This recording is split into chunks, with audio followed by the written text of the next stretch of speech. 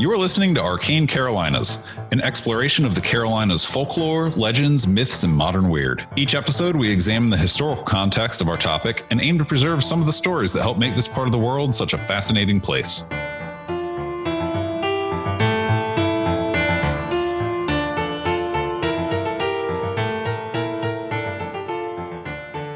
Well, hello, everybody. It's Charlie doing the intro this time. That's right. It's not Michael. It's me. Hey, y'all. Volume 2 of the Arcane Carolinas book series is available on Amazon now. It's written by Michael with a foreword by me. You should check it out. We will be appearing live at Arcana in Durham, North Carolina on September 26th for our Spooky Season Spectacular. We hope to see you there. It is a ticketed event, but the tickets are still free. We really want to keep that accessible to everyone. So for fire code safety, we have to ticket it, but we're going to keep them free. A link to that will be in the show notes or on social media. Additionally, I will be at the Southern Gothic Festival put on by the Kershaw County Library in South Carolina on October 18th.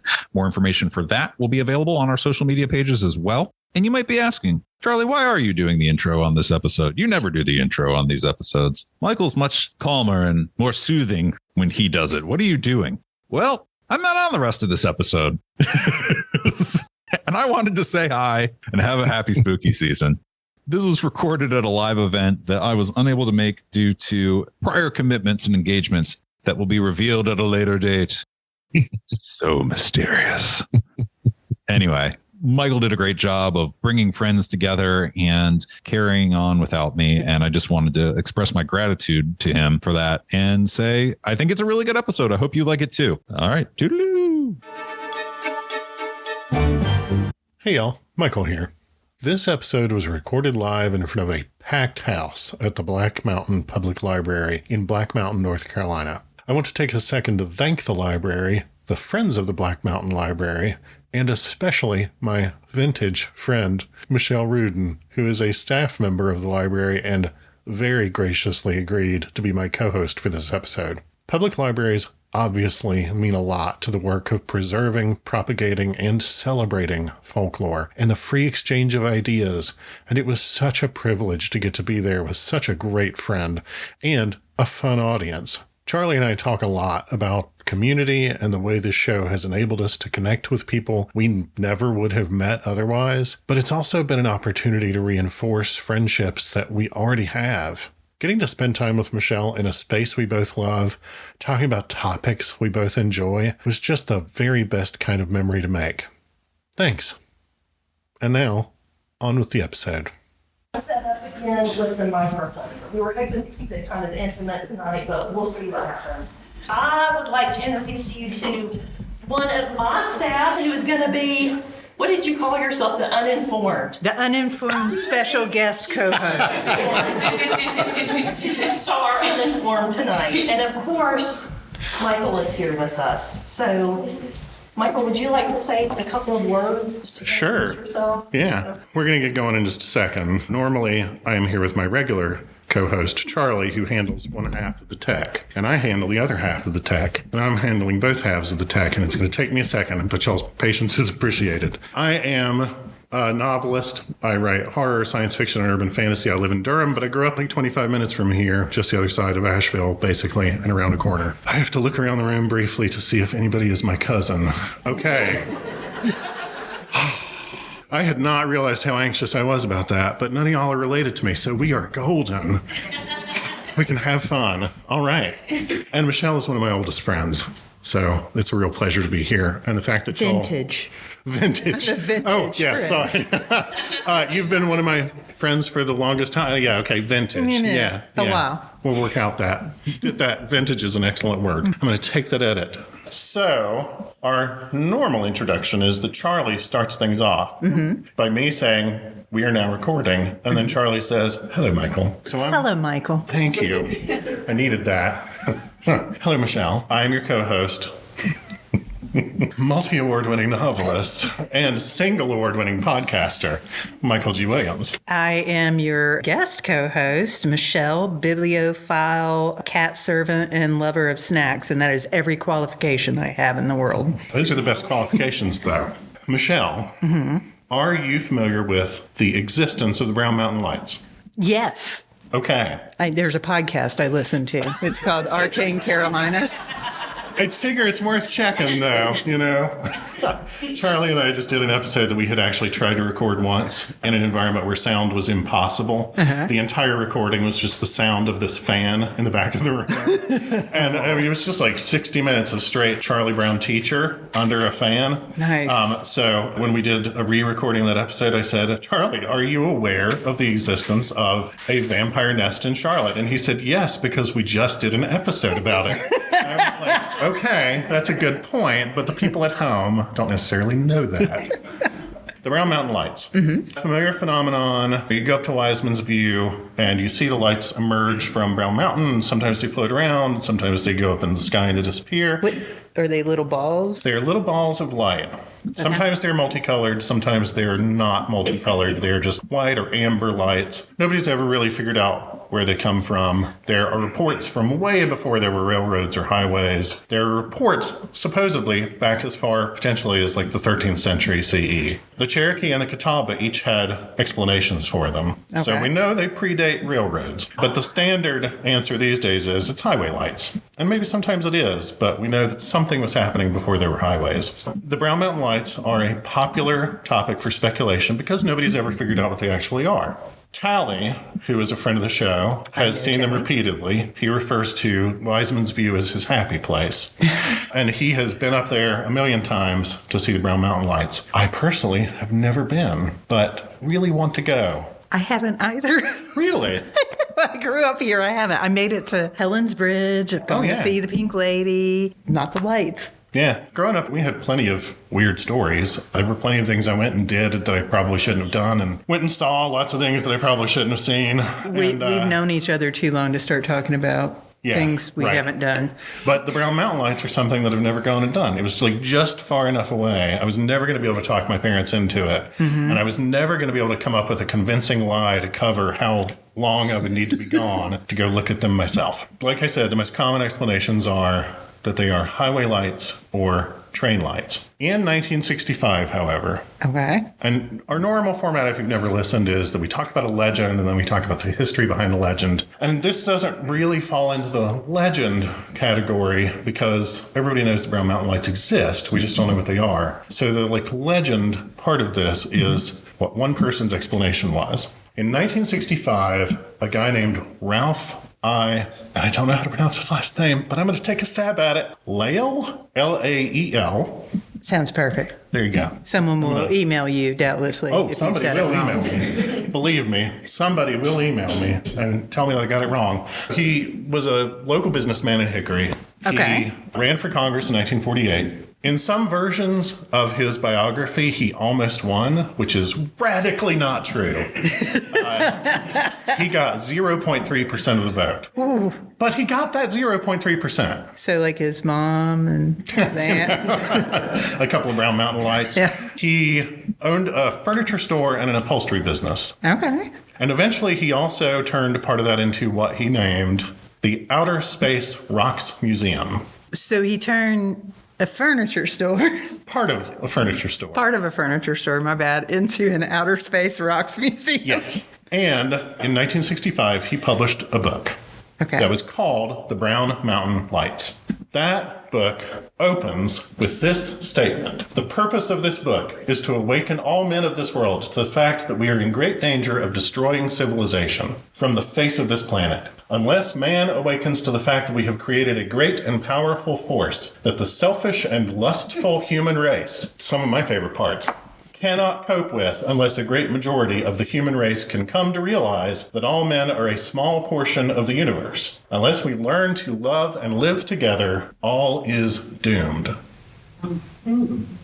It's a nice sentiment, a little dramatic. It's a little over the top, sure. He also used that same foreword to dedicate the book to his mother, which I think is very nice. He included that as his intro, And then he went on to describe a bunch of different iterations of explanations. Right. He includes some of the legendary explanations for the Brown Mountain Lights. There's a version that is that a plantation owner had gone hunting there and had disappeared.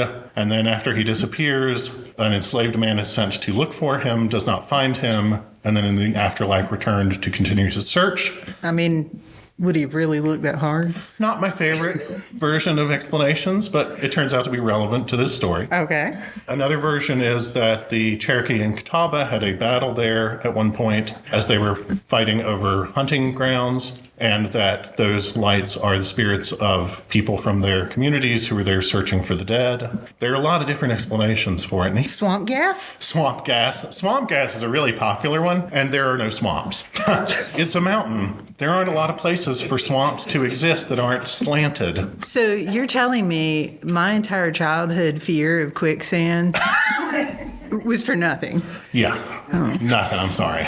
Really sorry about that one. He goes out of his way to describe Brown Mountain and to describe the landscape around it. And it's actually really charming when he does so, because he does things like write sentences that say, there's a mountain called Hawksbill Mountain. It is called that because it looks like a hawk's bill. There is a mountain called Table Rock. It's called that because it looks like a table. So it's like really charming, but it's also very simplistic description. Sure. He could have used an editor, but his heart was in the right place. He actually, you can tell, is like really writing out of love for the mountains. He really loves the landscape, really loves the place. And he's trying to describe that in the most affectionate way possible. A lot of writing to both extremes of gorgeous to terrible has been done in love of these hills. Yeah, totally. So he's a really interesting person, and I really, really enjoy reading his book. It's very hard to find. He went on to say that a moonshiner had told him that he was making whiskey. He built the fire in the furnace, and he laid down to wait for the furnace to get hot. I'm sure this was not because he was finishing off the last batch or anything. No. But that when he awoke, the woods around him were filled with light, and he was worried that he had started a fire. And knowing that it would be very dangerous to be caught in a forest fire in that space, he takes off running. He realized that the woods are not on fire. There are just lights everywhere around him. How much of his product had he been sampling? Lael doesn't take that on, and I'm not taking it on either. He also says that he was told at one point that a businessman was out making deliveries. His car broke down a couple of miles from Brown Mountain. He knew he was probably not going to be able to get help until the next day when he could flag somebody down, so he pulled off to the side and went to sleep in his car. And in the middle of the night, awoke to see two lights descend from the air and land on his car. And he said that he felt terribly afraid, that it was very terrifying, and he described it as having a terrible sound. Now, Lael doesn't say what that sound is, but he tells you all these stories in the course of the book to make it clear that the Brown Mountain Lights are something that scare people. That was new to me, but from my perspective, it's something from really far away, and it looks cool. Yeah, this is the first time I've heard of a close encounter kind of phenomenon with them. Totally. He also says in the intro, in recent years, scientists have been more concerned about exploring outer space. Perhaps they have forgotten that there are mysteries on our own planet still unsolved. So he's like got a beef going into this. But he also talks about this guy, Paul Rose, that was a huge deal in the news in 1962. The book was written in 1965, but Lael is talking about events that happened in 1962. Okay. Which was, it turns out, a big year for the Brown Mountain Lights. Oh. This is Wiseman's view, obviously, and it's named for this guy named Lafayette Fate Wiseman. Okay. He was one of the first people to describe having seen the Brown Mountain Lights from that place. And now it's the pull-off where people can go and go stand on this rocky outcrop and look at the Brown Mountain Lights. And how long ago was it that he described this phenomenon? 1850s. Okay. He was a kid then, but he had been tasked with taking cattle to market. And so he had camped overnight at this overlook with his cows. And as he was camped there, he saw the Brown Mountain Lights. Now, the place where he was is called Wiseman's View. Okay. In the 1950s, a guy named Scotty Wiseman, who was the great-grandnephew of Fate and was a very successful country music singer, wrote a song called The Legend of Brown Mountain Light. I did not know there was a song. Scotty Wiseman was one half of a music duo called Lulu Bell and Scotty. The real star of the show was Lulu Bell, who was a woman named Myrtle Cooper. She was his wife. They were staples for like 25 years on this radio program called the WLS Barn Dance. WLOS? WLS. Oh, WLS. It was out of Chicago, and for many years, it was the chief competitor to the Grand Ole Opry.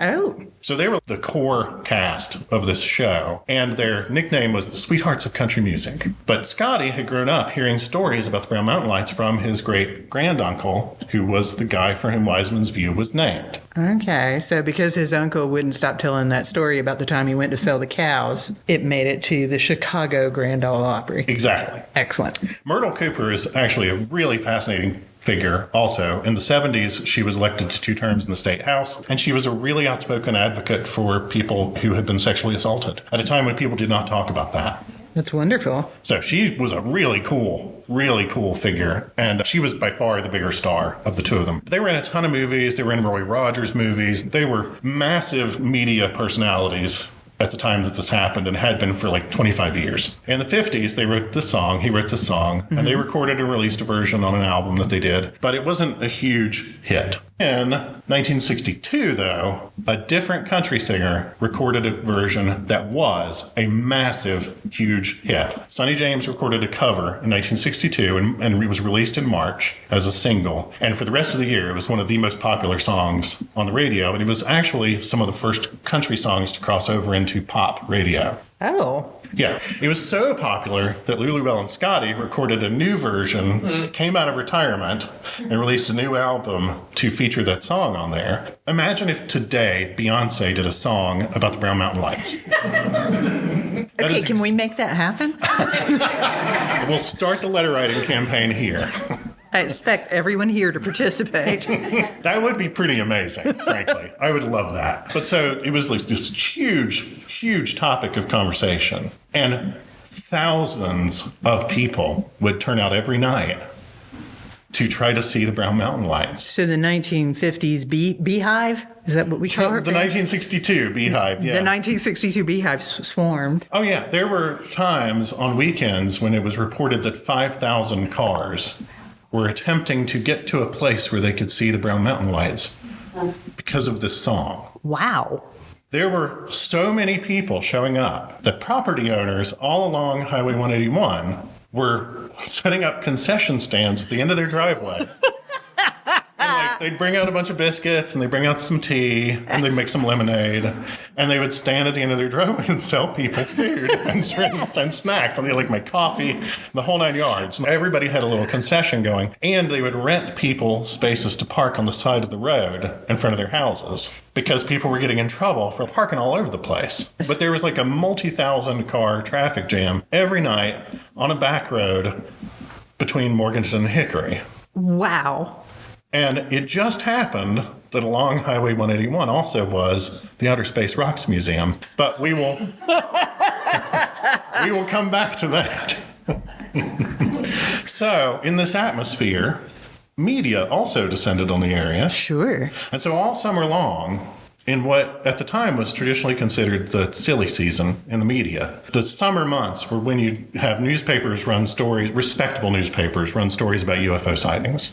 It was considered not a lot going on at that time. In the summer? Yeah, there wasn't local sports to talk about, and there weren't national sports to talk about, really, except for baseball. And they needed to fill some column inches, and it was an election season, so the summer was when you ran your UFO stories.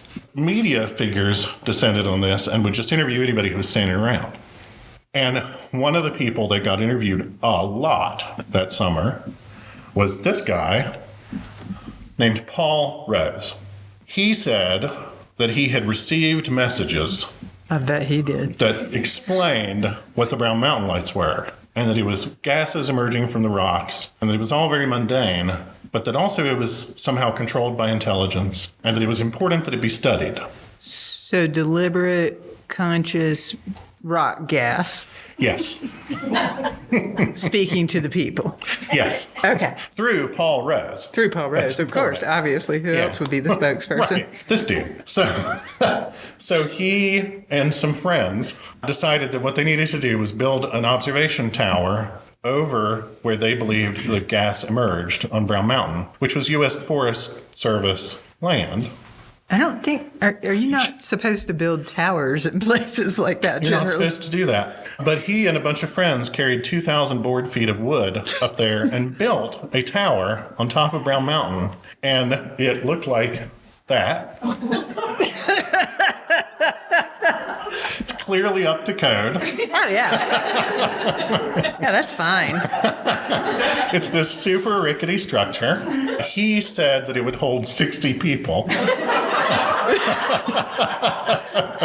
The general consensus was no more than 10 were willing to go up there at the same time. That many? That many, yeah. And it was a real ride, I imagine, to climb up that and get up there. And in that picture of him, he's actually on the ladder up to it, having his photo taken by a reporter. Yeah, like 5 feet up or something. But he says that they would all go up there every night in July of 1962 and watch the Brown Mountain lights emerge from Brown Mountain and study them. This dude was saying he was going to conduct a very serious study, was going to get to the bottom of things and figure out what it was. On his rickety tower. On his rickety tower. Okay. Then the Forest Service said, you did what exactly? And where? And it's how tall? Media reports at the time described it as also being 60 feet tall, but it's probably more likely that it was like 30 feet tall. But honestly, I would not have climbed 10 feet of tower that this dude just like built in the woods with some friends. So the Forest Service shows up and says, no, that's got to come down. That is not okay. No part of this is okay. And he said, okay, well, here, I've got an idea. How about Hold my beer. How about you cut me a permit and I'll build a restaurant up here On top of Brown Mountain. In the Forest Service not land. on top of the Not on 30-foot top of that. rickety No, tower. not on top of that. Although, had they said yes to that, I have no doubt he would have been like, great, service starts in 10 minutes. I'm going to go start the grill. So he wanted a permit to build a restaurant on top of Brown Mountain so that people could, while they eat, watch the lights emerge, and then we could all figure out what it's about. And then he said, also, I think it'd be really cool if you let me build several restaurants up there and a hotel, and we're going to need like a road up the side of the mountain and significant parking, and I just need to know where the applications for this are. And the Forest Service said, probably in a U.S. Marshal's office, so why don't we drop this? And so they cut him off, said, no more, none of that. At which point the media said to Paul Rose, what exactly do you think you're going to do next? And he said, I have received messages I'm sure he that I should stop looking. Because he knew he was about to get in a bunch of legal trouble, is my guess. But so he announced he was done investigating. And this was a real point that got talked about a lot in the media in the summer of 1962. And in 1962, other things got even weirder about Brown Mountain, because that is when Ralph Lale, who wrote the book, Right. which, by the way, totally reprints Scotty Wiseman's song, music and everything. And I'm pretty sure that's not legal because my publisher wouldn't let me quote a Cure song in a vampire novel. So I think that probably this dude was really skirting the law with his little book about Brown Mountain lights. This whole crew doesn't sound like they're too terribly concerned with the law. Yeah. But so Ralph Lale, rather, said, well, Paul Rose was clearly a charlatan. He says in his book, we all remember this guy, and he is clearly a charlatan. And I'm here to tell you that I've got the real deal. Shoot you. He said, I'm going to prove. In 1965, he said, in 1962, I set out to prove what was really happening on Brown Mountain because I am the person who can get to the bottom of it. And you see this so much in the sort of phenomena that we talk about, where there's somebody who says, I have the received wisdom and only I can communicate it. Or they say, only I have the skills to determine what's really going on. Only I can be Scooby-Doo in this regard. Only I am Sherlock. And so you get a lot of self-appointed experts. And Ralph Lale in his book does appoint himself the expert. Of course he does. And We need one. Right. Yes. And he said, see, I saw all these people getting wild out on the side of the highway. And so I decided I was going to get closer to the mountain than anybody, except for the dude who built a tower on it. And I was going to figure it out. And he says, so I went around and talked to lumberjacks. And lumberjacks told me that they had seen the Brown Mountain Lights plenty from this other mountain that's next to it called Wildcat Knob. But there's no trail up there, so I had to set out to make my own trail up the side of somebody else's mountain. And then he describes several trips where he went to this place, Wildcat Knob, and he started just like trailbreaking up the side of the mountain. And his book turns into this little like boy's adventure story from its time, where he's like, I was there and there were snakes all over the place. He goes back to this snake thing repeatedly, where he describes, I was breaking trail and I had to get really close to a rock and there were a bunch of little holes in it. And so I knew snakes were just going to leap out at me. So he wrote a children's book? Effectively a children's book based on his adventures trespassing up a mountain in fear of snakes. And sold it for $1.25. And as a writer, I respect that hustle. Let me tell you. I have got to give it to him. That dude was willing to put in the work of at least typing up this story. So he describes repeated trips to go break trail up the side of this mountain. And he keeps going on about how he would have to get so close to holes in the rocks that he knew just had snakes waiting to just javelin out at him. And he keeps describing how worried he was that a snake was going to leap out and bite him in the face. Can I still get this book? You can, actually, I at the end will tell you where you can find it. Oh, excellent. And he talks at one point about how he wishes he had brought a beekeeper's helmet because he's convinced that would keep the snakes from getting at his face. Has this man ever seen a snake? I actually included in this a picture of all the things he described not bringing.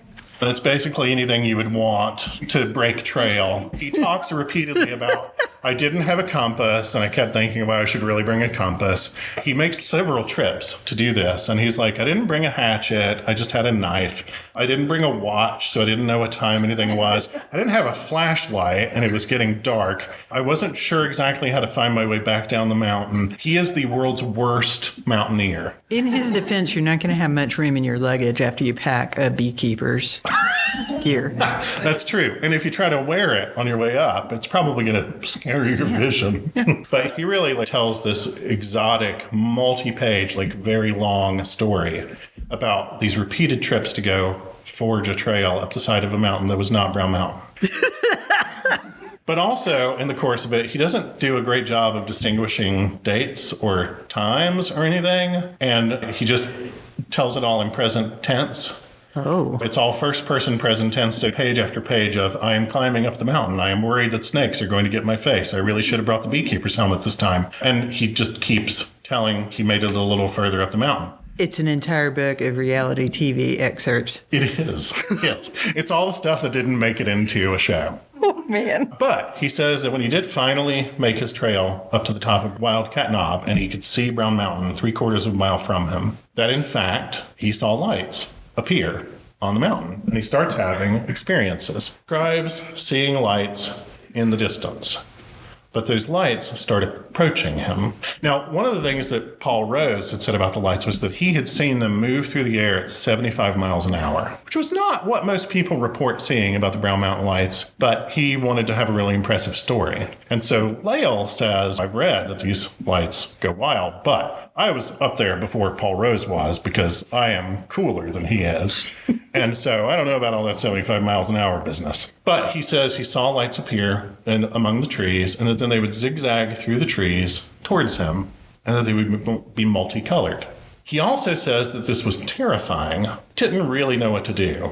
And so when the lights first approach him, his tactic is he literally just lays down on the ground. And he says in his book, every time, he doesn't run, he doesn't try to hide behind something, he doesn't try to get back down the mountain, he doesn't throw anything, he doesn't try to call him names and scare him off, just lays down on the ground. Face down? Face down, face up, depends on the time. He's just flat. That is the answer. Does that solve any problems? It solves the problem of tripping over things when you run away, in that it gets the falling down part over with. Well, that's fair. And it doesn't stub your toe. But otherwise, he just keeps having these experiences. He's actually trying to break a trail down the other side of Wildcat Knob now to get to Brown Mountain. With a knife. With a knife and no compass. And periodically just flopping face down on the ground. And it repeatedly, once he's made it past Wildcat Knob, he realizes it's getting dark and he turns around to go back to his car and makes it to the top of Wildcat Knob on the way back, and then it's dark. Whoops, and here come the lights. So I laid down. But the third time he lays down, the lights come over to him, and he says, hovered near his body, close enough for him to see that in each light there was a shape that he says was a round brown shape, like a bug standing on its hind end, is how he put it, and that it has 3 hands or feelers on each side, and that there is this little semi-translucent creature in the center of each of the Brown Mountain lights. Like a ladybug? Like a ladybug, yeah.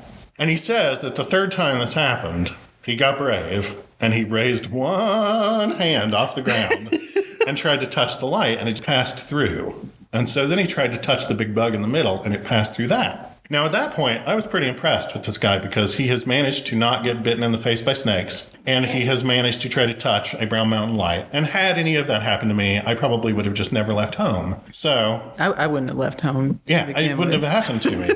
If any of that were true, then mad respect, but I'm not totally convinced that it happened. You don't trust this man's veracity? I've got some issues with the story. But he says that repeated interactions led to him eventually getting brave enough when he would get back home afterwards and be embarrassed that he had not said anything to the Brown Mountain lights. Wait, what was he supposed to say? Well, yeah, right. What do you say? Hi, my name is Paul. He said that he eventually worked up the nerve after a couple more of these incidents to say aloud, "Are you trying to hurt me?" And the Brown Mountain light that he is talking to bobbles back and forth side to side. And so he said, "Are you capable of understanding me?" And it bobbled up and down. And he was like, the lights can nod and they can shake their head. And with this method of communication, we can have more complex conversation. So then the book becomes him standing on top of Wildcat Knob every night, waiting for the lights to come to him so that he can ask them questions. What did he see fit to ask them? Mostly things like, what are you? Except that's not a yes or no question. Right. So he'd be like, are you a creature? Are you a ghost? Whatever. And eventually the lights started approaching him and then receding. And then approaching him again and receding. And he said, are you trying to lead me somewhere? And the light bobbed up and down. And so he started following it. And that was how he proceeds into finishing his trail all the way up to Brown Mountain. The lights take him up the side of Brown Mountain to a big rock face. And he says it's the place that he had observed the lights coming out of. I'm not totally sure how he knew that, because he also repeatedly comments on how he forgot to bring his binoculars. But he says this is where the lights come from, and that the light just disappeared in the side of the mountain. And that when he walked up to the place where it disappeared, a door appeared. Oh. So the song is popular, and he didn't come here to just watch a light go out. Oh, no. So he goes into the doorway. Of course he does. Into the side of Brown Mountain, he says. That's an important phrase. He says is going to carry a lot more weight than it's probably ought to in this story. But he says he went into the cave, and the light was there, and the cave was basically a viewing room onto the interior of Brown Mountain, which he says was filled with quartz crystals. Ooh. And strange light. Well, that sounds pretty, though. He says it's quite lovely, but that the light is now able to communicate with him without speaking. They're past the nodding and shaking. Once he's in the mountain, they could actually send thoughts to him. So telepathy. Yeah. Okay. And they tell him the light comes from this special gas, which we need to live. It's always gas. Swamp gas, rock gas, some kind of gas. And they say, we need that gas to live, but we want to tell you what we are. And they proceed to explain to him that humanity did not start on Earth. And this is the core of his message. Humanity started on a different planet in our solar system called Pewam. Do we know if L. Ron Hubbard ever went to see the Brown Mountain Lights? I don't know. They say, we used to live on Pewam with the original humans in peace, and it was wonderful and cool, and y'all were great, except that y'all were super warlike and bad. So he gets a lot of mixed messages about humanity in the course of this story. He says, where was Pewam? And then they say, oh, Pewam is where the asteroid belt is because y'all blew it up.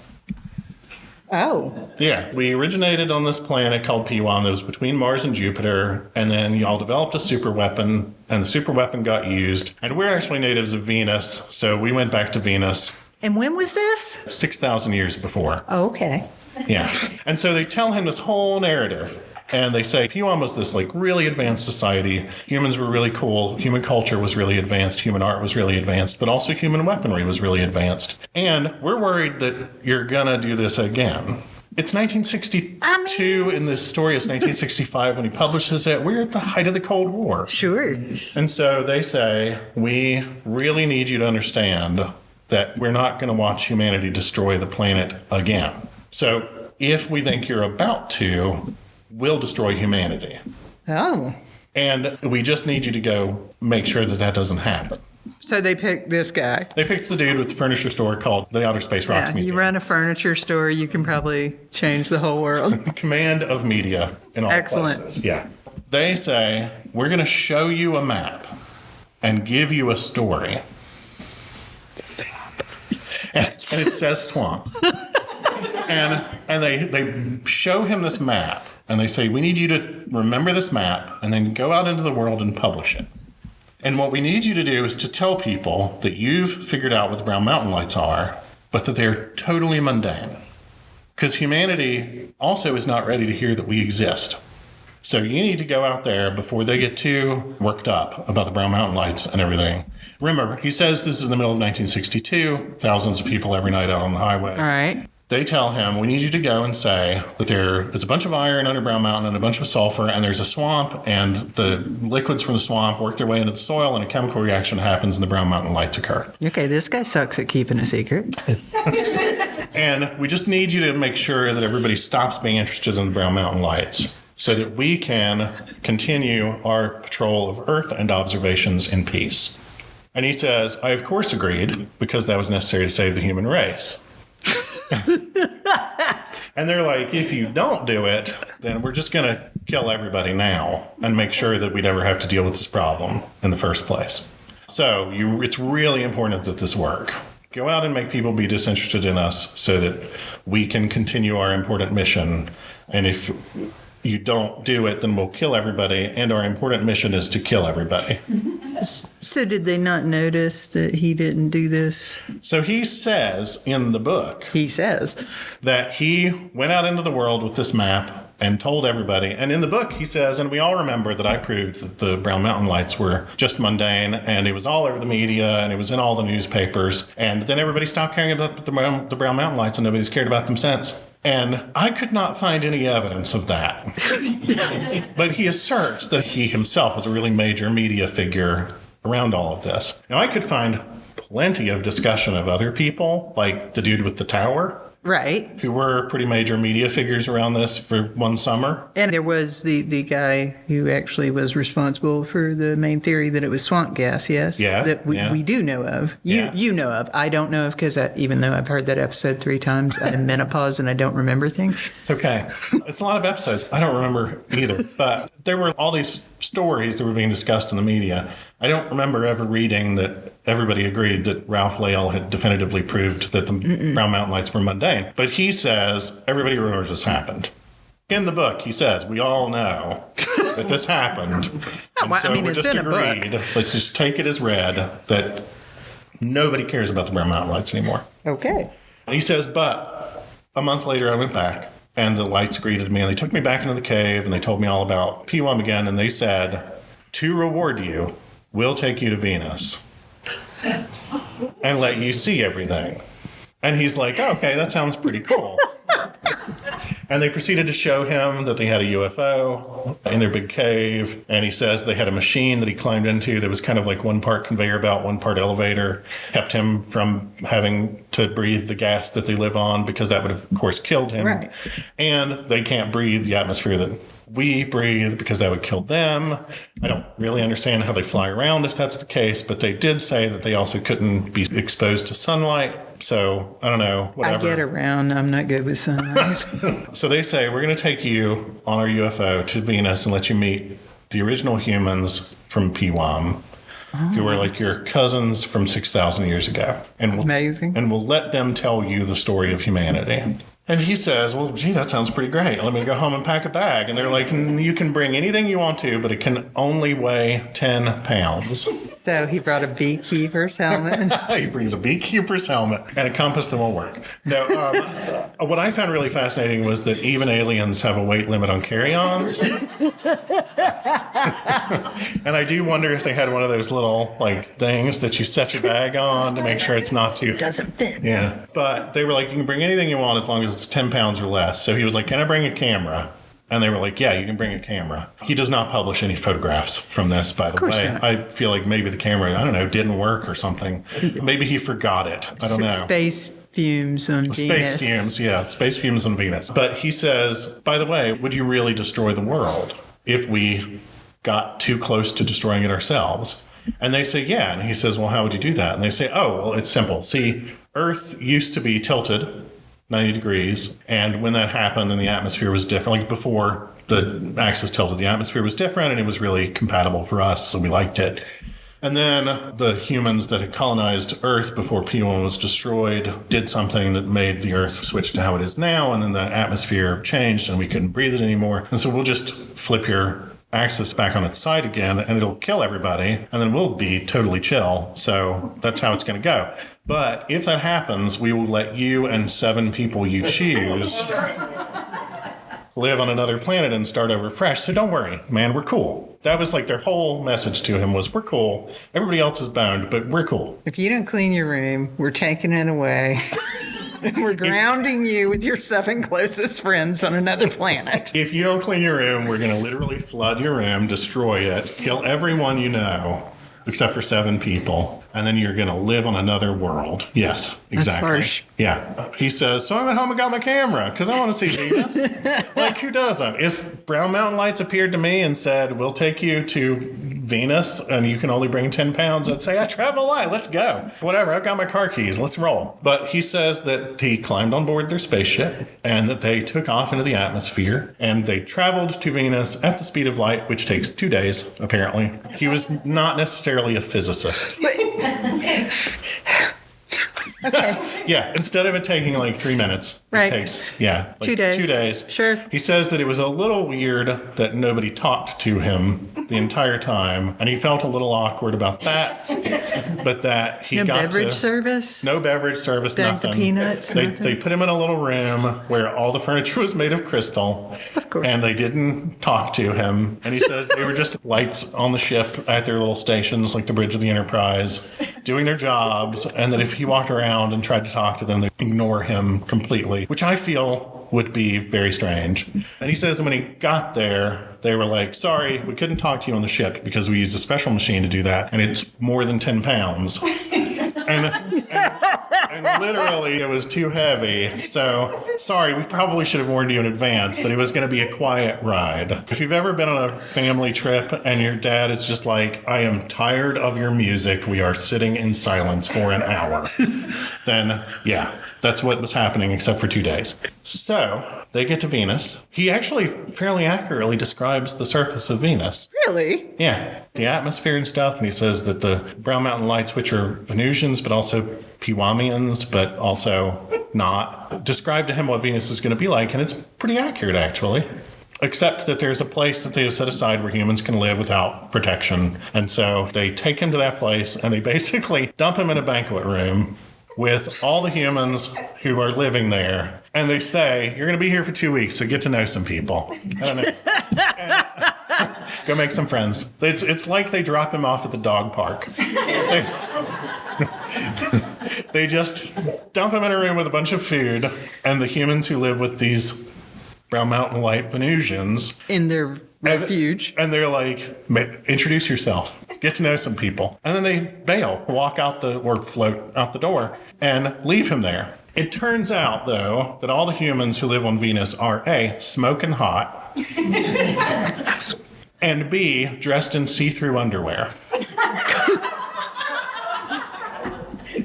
So I don't have an image of that. I'm sorry. I was warned. Pretty much all of 1960s era golden sci-fi paperbacks cover that imagery. Yeah.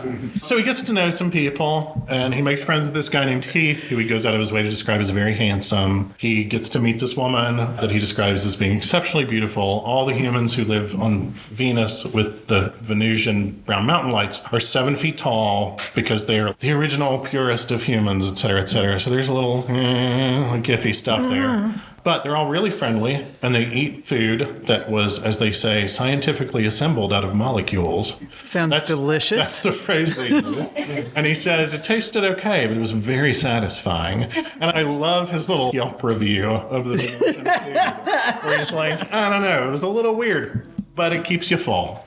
So he proceeds to make friends with a bunch of these people. They explain that they only get pregnant when one of them has died. So everybody can do whatever they want. And this is a major attraction of the culture for him. And then he spends a couple of weeks being a house guest in Heath's apartment in the human section of Venus. And it turns out that the major pastime on Venus for humans is watching TV. But their TV viewing is not TV. They are viewing us in real time. We're TV. Because the job of the humans on Venus is to advise the brown mountain light Venusians on whether we are becoming less warlike.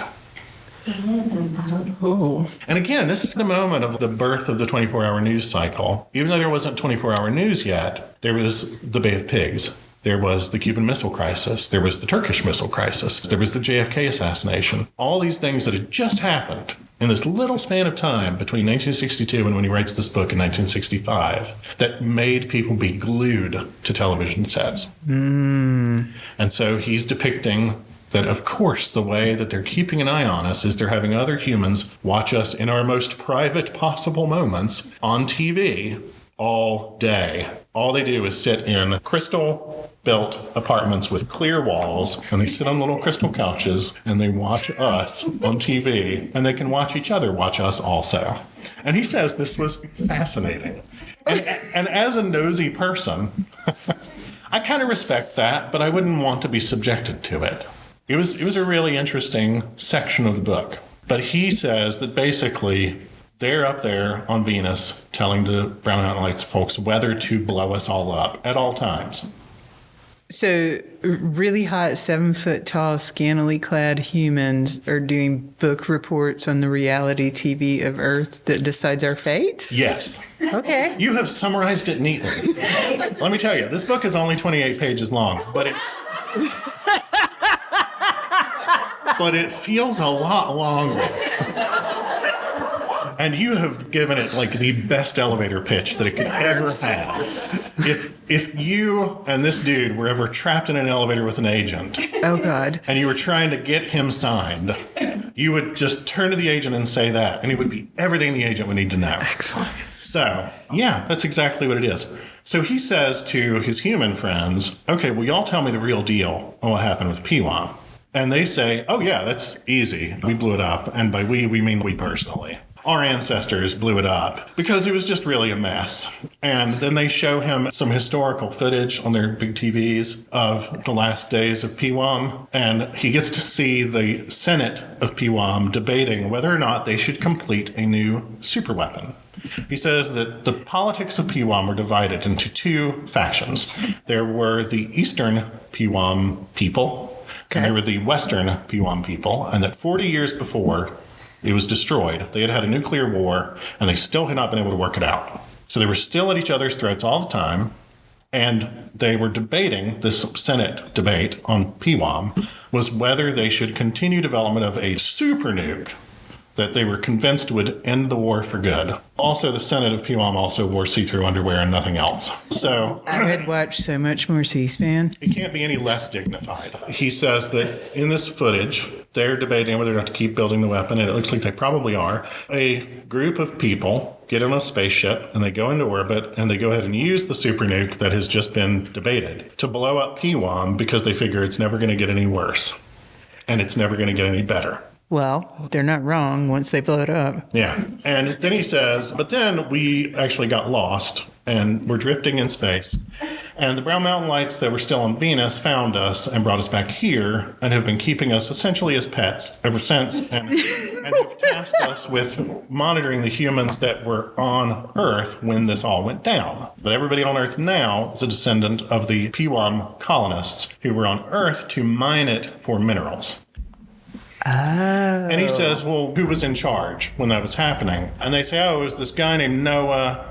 And this was 6,000 years ago. And they did something stupid when they were extracting minerals. And that caused the axis to tilt. And when that happened, there was this giant flood because the ocean sloshed around. Nice. Right? Way to tie it all in. He says, well, what am I supposed to do? And they said, you're supposed to go home and tell everybody this now. Now it's cool. You can tell everybody now. You don't need to tell everybody, ignore the Brown Mountain Lights. Now what you need to do is go home and tell everybody that the Brown Mountain Lights are Venusians, and we're keeping an eye on them, so they need to get it together. Get it together, or we're blowing you up too. Yeah. Okay. So he goes back home. If you'll remember that map, he did indicate on the map, and the aliens also emphasized to him to indicate on the map that the Outer Space Rocks Museum exists. Down there at the top. It's the only thing other than Brown Mountain that gets identified. Also, it's funny, in the book he says, what am I supposed to say if they ask me for proof that I have found this? Oh, yes. And literally the aliens say, I'll just stall. It's like, tell them that you've got to get more evidence, and tell them that you need money. And you have to name a 5-figure price to get proof. Don't do anything until they've given you money, and even when they give you money, just stall. I mean, why would you even question a man who is offering you a message of brotherly love and peace in a souvenir shop? I feel like there's a lot going on here, but his grift is very ambitious. I will hand him that. They say, go home, tell everybody what's going on. And he goes home and publishes the book. And he finishes it with a paragraph in which he says, basically, there's a lot more I could tell you that I'm not allowed to tell you. I'm telling you everything I'm allowed to say. And it's bad. And you all need to get right with each other. And you need to stop being warlike and mean and just live in brotherly love. And let's all hope that the Brown Mountain Lights just leave us alone. And buy these rocks. And buy these rocks. And also come to my store and buy this book for $1.25. But for real, it's 28 pages. 28 pages. The end. Page 28. But he manages to pack a lot in there. He does. Mad respect. Some of the information about him can be found in this book, which can be borrowed from Buncombe County Libraries. There's a paper copy at Pack Memorial. There's also an ebook version that can be gotten by anybody who has a card for the Buncombe County Public Libraries. Mm-hmm. The Brown Mountain Lights, it's very difficult to find. I found a copy in the special collection at UNC Chapel Hill, in the North Carolina Collection Rare Books collection. There's also, though, just like a regular copy in circulation at the Forsyth County Public Libraries in Winston-Salem.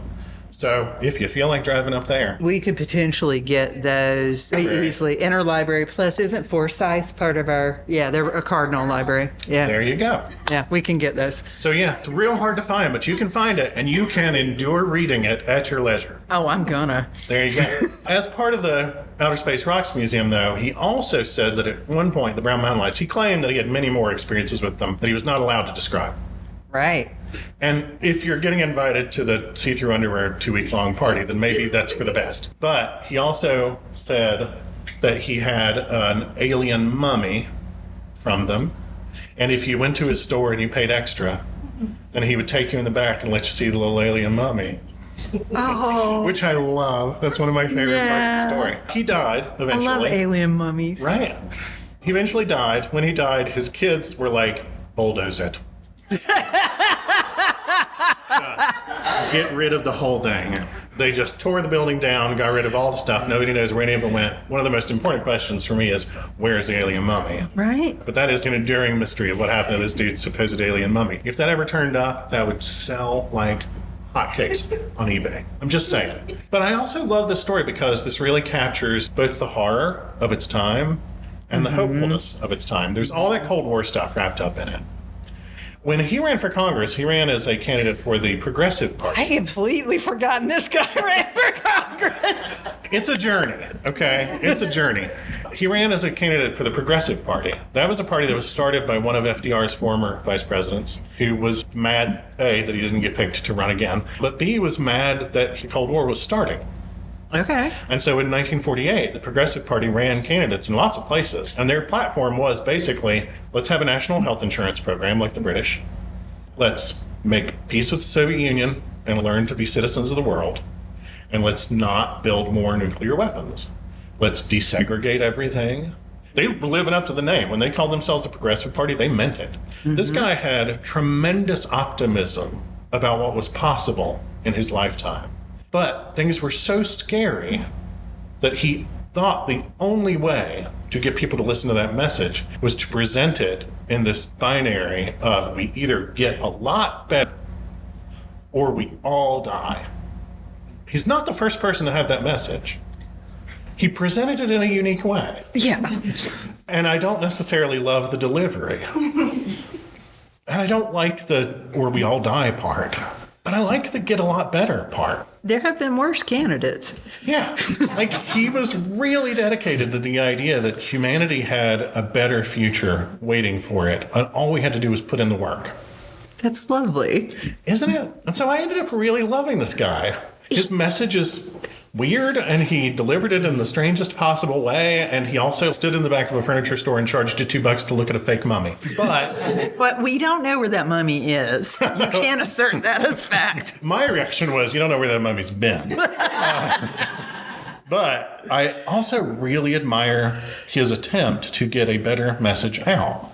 And in a lot of ways, this was very typical of the UFO contactee phenomenon at the time. Mm-hmm. A lot of UFO contactees would say, the Space Brothers came down and they said, you are special. Only you can receive this message. Now go forth and start a cult. And eventually we'll tell you that you need multiple wives. But this guy didn't go for any of the cult part.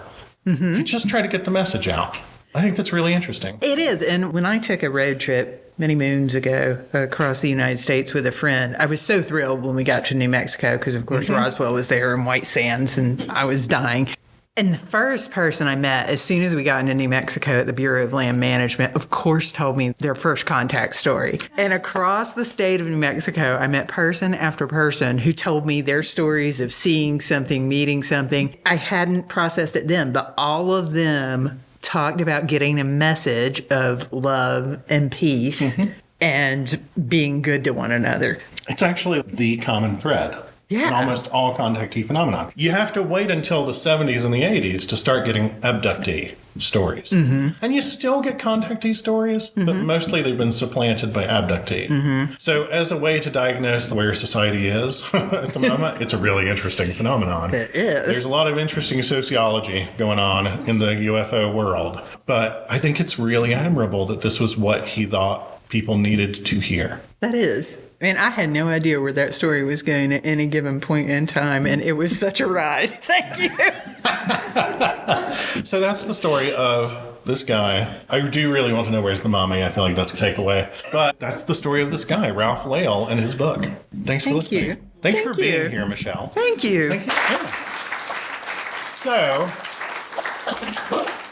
y'all have any questions? Yeah. I have to switch glasses. I'm sorry. I'm just old enough that I have to switch glasses. I got you. Okay. Good question. Yeah. One is stories about people disappearing in association with the Brown Mountain Light, as in abduction, I would say. I mean, that's kind of the message there with those stories. So are you aware of, or have you heard any of those stories or anything around that? Only in the sense that people have said, I have heard that sometimes people go missing. Okay, You know, so but, there's yeah. And then the other question is, are you familiar with the Netflix series Hellier? No. Well, I haven't watched it, but Okay. I want to. Well, they start out in Brown Mountain. Oh, okay. Ooh. Yeah. Fabulous. And they are looking for the entrance to Brown Mountain because they have heard that there is some sort of cave. Yes, a cave. That's And this and game. this is like the place where, yeah, there if you can get into it, it's a UFO center, you know. Yeah. But they get there, Should I spoil it? No. No. Hellier? Hellier, yeah. Okay. I will say that missing people, and specifically the concept of the missing, people who are missing but nobody has noticed, that there are estimates from authorities. This is not just me reading this on the internet, but missing persons reports and things like that estimate that approximately twice as many people are actually missing as are ever reported missing, because there's so many people who just don't have anybody in their life that notices. And that's depressing, but I'm a horror writer, so I love it. And, you know, I try to keep enough friends around that somebody would notice. I find that a really fascinating concept. And so there's a series of books called Missing 411 that I really want to get, but they're very expensive.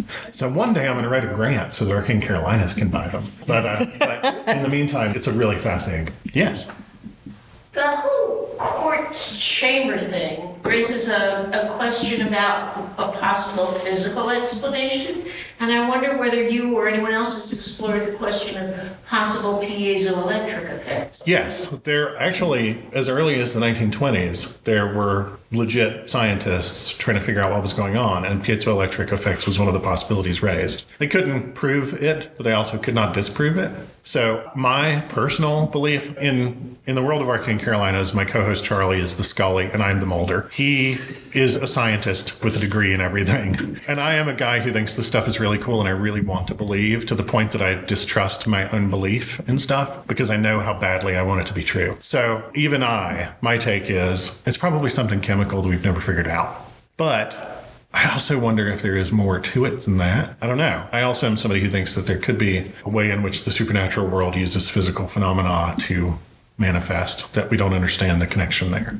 And if I may interject another comment, the whole hopefulness versus terror thing, it seems to me that maybe we see UFOs now where if we were living a couple hundred years ago, we'd see angels or demons. Yes, absolutely.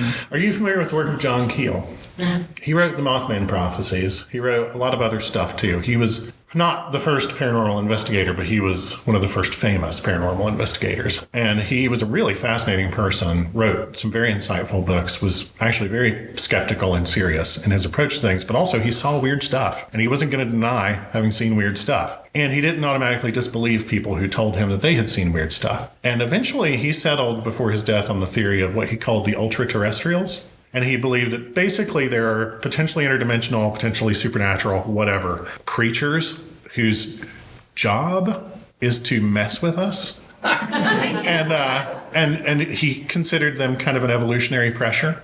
But he said old fairy stories of like, don't eat the food, don't drink the drink, don't go in the fairy circle in the woods. That was a manifestation of the ultra-terrestrials. He saw UFOs as a manifestation of the ultra-terrestrials. He saw angels and demons and the whole nine yards as probably these ultra-terrestrials. And his take was that they were trickster spirits, basically. That every story of a trickster spirit is describing an interaction with ultra-terrestrials. And he just figured that whatever their mechanism was for coming over here, was they only did it to mess with us. And it's a really fascinating idea. And it actually goes a long way towards explaining a lot. Because he felt like their point, if they had one, was to cause people to have experiences that they themselves could not deny, but also could never prove. One more thing, if I can. Oh, yeah, go for on it. that line. I have an acquaintance in Asheville who told me that she had been shown by someone else, another human being, the formula for becoming a breatharian. And that she had indeed gone several weeks without food, and she would have continued on that path, but she couldn't stand the black helicopters following her around. I was about to say, she can make a lot of money if she's got that formula. I would be willing to pay her a hefty sum to find out how to go several weeks without food, but I don't know if I'm down with the black helicopters. But if you look at it, she reached the limits of our three-dimensional physical world, and the guardians of that dimension are the black helicopters. Oh, all right. I'm not going that long without food. Yeah, I feel like you're in the hallucinatory stage. It sounds like I think I would love to read a book in which that happens, but I don't know if I'm going to invest my personal belief in it. But I think that's so fascinating. The world is so much more complicated than we are capable of dealing with. any individual one of us. There's a whole series of books by this guy named Alvin Toffler and his wife, Edith. The first book is called Future Shock. The whole point of the book is nobody lives in the world that they grew up in. And we grow up and are prepared for living in the world that we grew up in, only to arrive in adulthood in a world that operates differently. We all feel disconnected from the world because none of us are in the world that our brains formed during. Oh. It's a really fascinating idea. And it sure as hell explains my 20s. So, and I'm just going to say that. In my 30s. And my 30s and my 40s, and if I'm lucky, my 50s. I feel like that. There are a lot of people who go looking for an explanation because none of the explanations we have suffice. Either the explanations we have demand that we ignore the evidence of our senses in favor of some faith in something, whether it's ultra-terrestrials or whatever, or they demand that we accept that we cannot understand. And I just think that too many of us, myself included, just can't accept either of those. I cannot be asked to just accept reality and never question it and take it on faith. Cannot accept that if I ask questions, I will never get answers. I think everybody feels that to some degree, and everybody goes in search of an answer. And sometimes the worse we feel it, the weirder the answer we find is. I think that's what leads a lot of people to be like, I'm the only one who gets it. I'm the one that they talked to. I'm the one that they came to and let me put my hand through the weird bug in the middle, etc. What was the name of the John Keel book you mentioned? The Mothman Prophecies. Mothman? The Mothman Prophecies. It's a really fascinating book. It's really, really good reading. He was a great writer. It's a hilarious opening. He describes going door to door in a rural community in West Virginia to ask questions about whether anybody has seen anything weird, and finding out later that people in that community had stories of the man in black that came and asked them invasive questions. And that's like the first 2 pages of the book. But his point is everything is perception. And he doesn't say that to dismiss reality. He has a lot of weird stuff happen to him in the course of investigations, and he will just lay out what happened and say, I have no idea why. He doesn't claim it makes him special. If anything, he claims that he's one of the few people willing to say all the weird stuff. These lights sound just like the marker lights. That's exactly what they're like. Yeah. And it's a mountain range. Mm-hmm. So is it science or is it? Don't know. I think it's probably science. I think that it's probably a circumstance of geology somehow, but also I'm not a scientist. And that's a lot easier than coming up with another answer. To some degree, I'm choosing to put my faith in geology, which is not really what you're supposed to do with geology. And if he were here, Charlie would slap my hand. But, it just figuratively. I don't know. There's also the Andes lights. There are a lightning phenomenon that happens in the Andes Mountains. And for a while, there was a theory that maybe that was what the Brown Mountain lights are, but they're totally different. Like, they're a very different electrical discharge manifestation. No, what you end up getting is these like big circular lightning bolts. They're like miles across. Ooh. And they just like appear in the distance over the mountain. Totally different appearance. Ooh. Very easily scientifically understood. Okay. Long since documented. Yes, I'm sorry. It's okay. So how often do these lights show up over Brown Mountain, and is there any season that's better or worse than others, or weather condition, or? So what I have heard is that in the fall, they tend to happen more. Okay. I've also heard, though, that it's good to go in winter if it's not like frozen, because then you have a lot more night.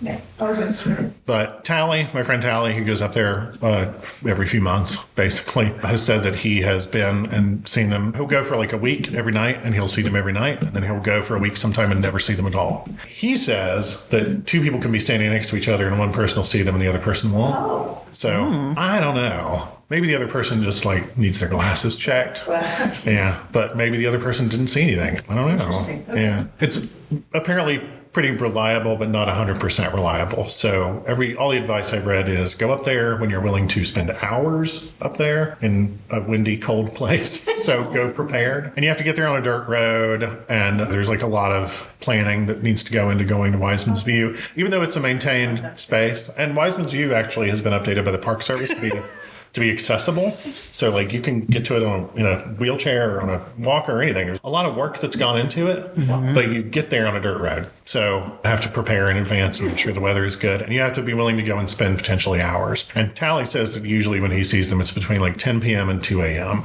Yeah.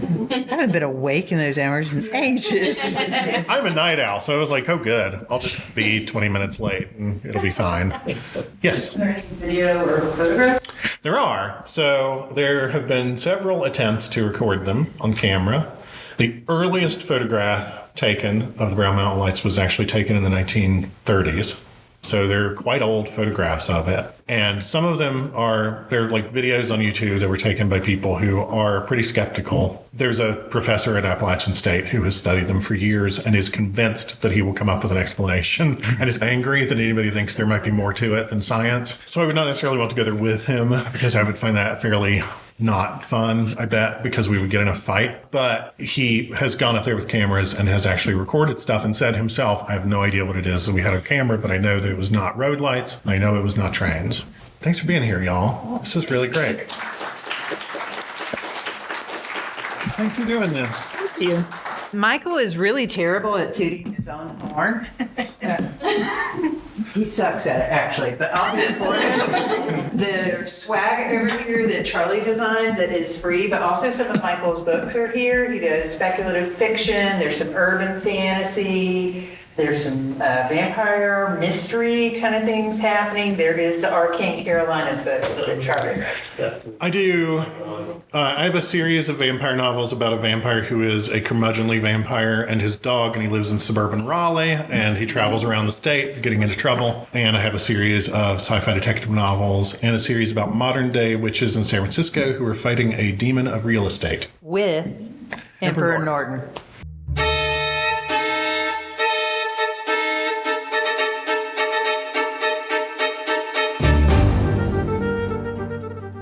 You've been listening to Arcane Carolinas. Thank you for listening. We hope you enjoyed it.